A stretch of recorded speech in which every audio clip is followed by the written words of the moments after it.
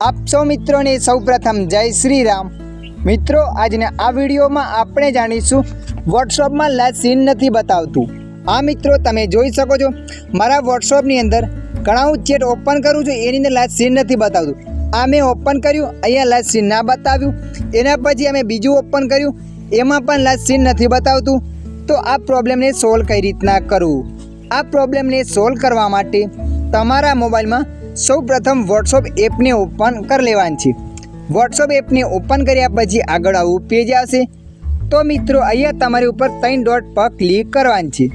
3 dot પર click કર્યા પછી લાસ્ટમાં અહીંયા સેટિંગ્સ પર ક્લિક કરી લેવાની છે।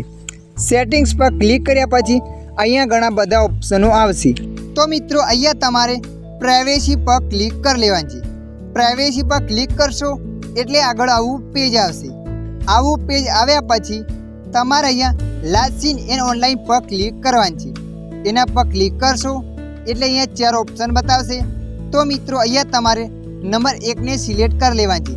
જુઓ મિત્રો તમે જાણી જોઈને તમે ભૂલથી આ સેટ થઈ ગયો લાસ્ટવાળું નો બળી તો તમે ત્યાંથી હટાવીને એવરીવનને સિલેક્ટ કરી લેવાની છે। એવરીવનને સિલેક્ટ કર્યા પછી તમારે પાછું આવી જવાનું છે।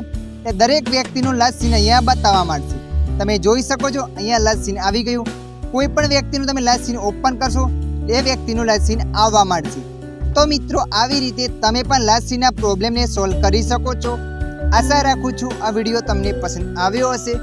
આ વિડીયોમાં થોડુંક પણ કંઈક જાણવા મળ્યું હોય તો વિડીયોને લાઈક કરી દેજો। અન્ય આવા માહિતીવાળા વિડીયો જોવા માટે અમારી ચેનલને સબસ્ક્રાઈબ કરી લેજો।